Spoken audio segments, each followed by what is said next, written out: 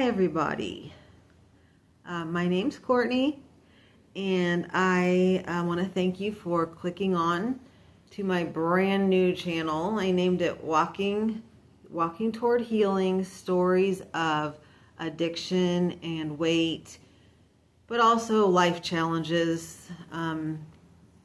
So I made my first video last night and it was probably horrible, but it was good. Tonight I just wanted to get on here real quick and talk about some things. I want to talk about, like, what do we do when our parents start aging? What happens when, you know, we have to go through that, because it's inevitable, it's going to happen. And as their children, we take care of them. There's no other way around it. It's our duty. And for me, with my dad, it's not an I have to take care of him. It's most definitely I get to take care of him. It's my obligation, and it's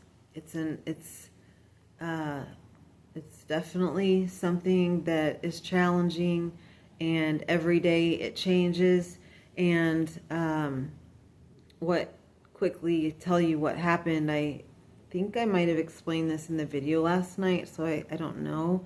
But he had a hip surgery 5 months ago, got into a rehab facility. Basically, it was just a nursing home.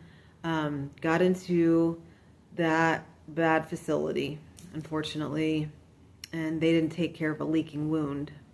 And the number one thing to do if you have a leaking wound is to go immediately to the doctor or the hospital. And the facility, the nursing home, I guess, failed to do that.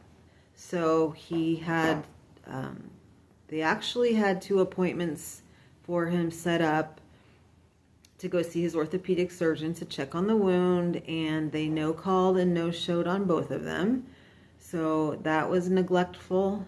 And also, during his leaking wound, the insurance company canceled his stay at this rehab facility, and which means that somebody in a doctor role position signed off on that and said, yes, he's fine, he's okay, he's fine to go home, he doesn't need to be here anymore, while he was going through this. And this leaking wound was MRSA. So we're very you know, things like this happen every day, all the time. And my dad, thank you. My dad was sharp as a tack when this happened. You know, he was walking. He was fine. He's 78 years old. He's also 6'5" and 285 pounds.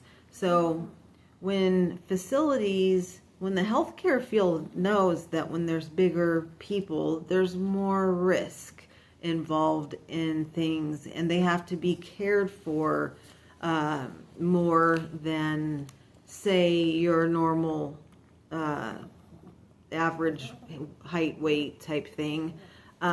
So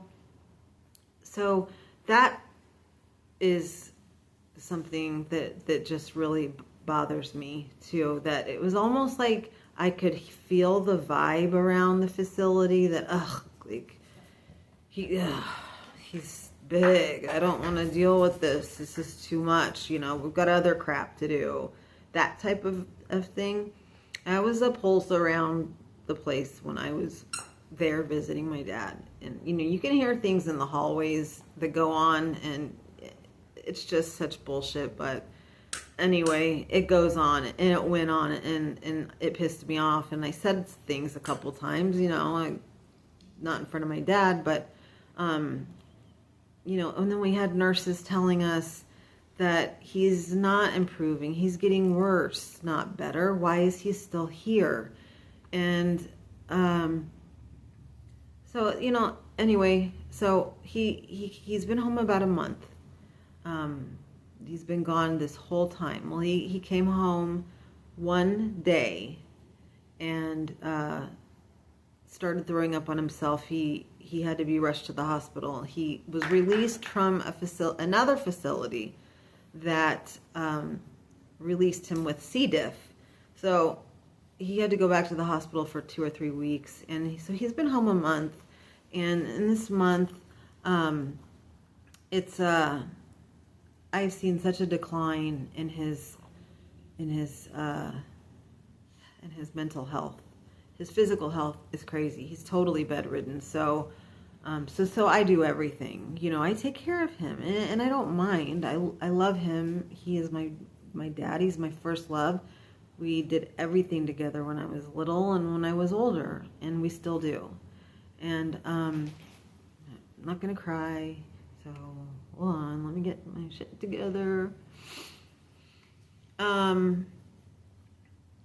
So I just see it. I see the decline in his health and his memory, and he's forgetting simple things. He's forgetting things that he shouldn't be forgetting, that are just so obvious to him that this is just bizarre, and I don't know how to deal with it. I honestly do not know how to deal with it. I need some advice. So if anybody is going through this with a parent, first of all, I want to say I'm so sorry. So stay strong, because this is not fun. This is a nightmare. And I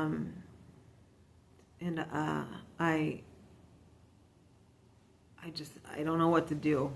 I don't know what to do. My dad is aging, and he's declining mentally. I feel like he's, dementia might be setting in, which I feel like I'm in denial. I'm pretty sure it's that.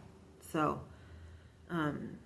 also last night in my first video that I posted, I talked about drug addiction and being in recovery, and this type of situation this stress, this worry can be so triggering for people that are in recovery. That, these kind of things cause relapses all the time. I'm sure relapse is part of recovery, but when you get into a stressful situation like this, you can't help but think,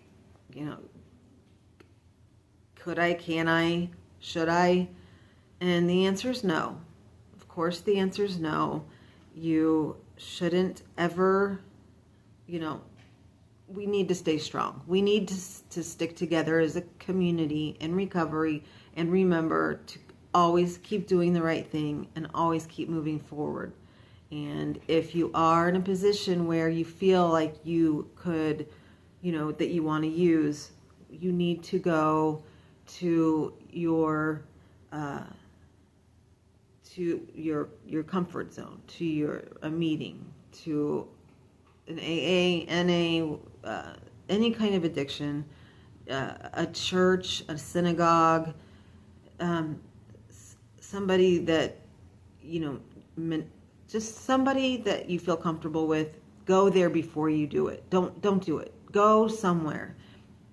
Get on my channel, leave me a comment, and we can get together and we can connect. And we can talk about it, and we can talk about, remember how good it feels when you get off the drugs and you're clear-headed and you don't have to worry about where you're going to find your next hit, and where you have to go down to the dealer's house and wait 3 hours while somebody else drops something else off, and this and that, and all the crazy stuff that goes along with drug addiction. So, that's kind of another thing I wanted to talk about with this whole, aging parent thing. It's just, it's just so hard and so lonely. And, you know, being an only child it just sucks. Because if I have had a sibling, I'd be getting help, and we'd both be going through the same thing together, and it'd be so much easier for the whole situation. Anyway, I don't have a sibling, so I'm doing it on my own. I hope you're not doing it on your own. I hope that you have somebody, you know, a sibling that can help you. Or cousins. My cousins are out of state, so it's just, you know. Anyway, what I'm getting at is I hired an attorney for my dad, and I thought it was necessary. He did decide to take the case. Medical malpractice is so hard to fight. It's so hard to fight, but this generous attorney decided to take it on and investigate and see if there is even a claim. So we're in our first stages of it, and he's going to let us know what he finds out in the medical records. Another thing about medical malpractice is that records can get, you know, people can change the records very easily, and it's a well-known thing. Mike Nyant was the first one to bring that to my attention, that it's so easy for those places to change the records. And I can't even really think about that, but I have to think about that. So that's what this attorney is going to do. And he's a really good attorney in the state that I live in. He's really well known. He's very, very good at what he does, and he's a blessing in our lives. So hopefully we can get this rectified so my dad can go into some sort of private therapy and get intensive treatment, you know, 3 hours a day, multiple times a day, and not just 1 hour a day and then laying in bed for 23 hours. That's ridiculous and pisses me off, and I'm sorry if you're going through anything like that, because it is not right. Anyway, I'm going to close on that because I feel like I'm kind of all over the place, but I just wanted to kind of talk about these things because I want to vent, and I want to let people know that if they're struggling with anything, just to stay strong. And if you need somebody to talk to about anything, whether it be, you know, like I just talked about, my dad, whether it be your parent, whether it be struggling in your recovery, you can always reach out. There's groups, there's meetings like we talked about just a second ago, NA or AA, or anything, any group you need to go to. Or again, like a church or a synagogue, and speak to a pastor or a rabbi or something, and just go somewhere safe. Go to a safe place. Don't go down where we went, where we would always make those trips when they wouldn't do house calls. You know, that whole thing is just, it's bad news. Bad news. Stay away from it. Don't do it. Just stay strong. Comment on here if you need anything. If you need somebody to talk to. If you need to just have a sounding board. If you're struggling, stay strong, guys. Keep moving forward. I'm going to end on this note because these dogs are driving me crazy. Crazy! So anyway, I hope you have a good, blessed evening, and I guess I'll get back on here sometime. When I figure out how to do this damn thing. So thank you guys so much. Bye.